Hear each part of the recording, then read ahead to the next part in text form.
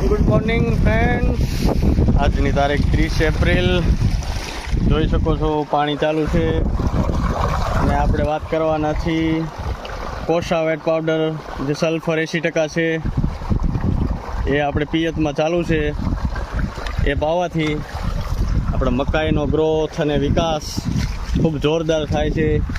સમય ખૂબ ઓછો છે ખેતી કરવાનો, એટલે આને સમયસર કાઢવી પડે મકાઈની ખેતરમાંથી અને ખેતી કરવી પડે. તપવાનો સમય મળે એના માટે આપણે સલ્ફરનો ઉપયોગ કર્યો છે. આપણે દેશી જુગાડ તમે જોઈ લો છો, ડબ્બાનો ઉપયોગ કર્યો છે. આ જલ્દી ખાલી ન થાય એટલે એના માટે જો આ નીચે કનેક્શન, હેઠે કનેક્શન, ડબલ કનેક્શન.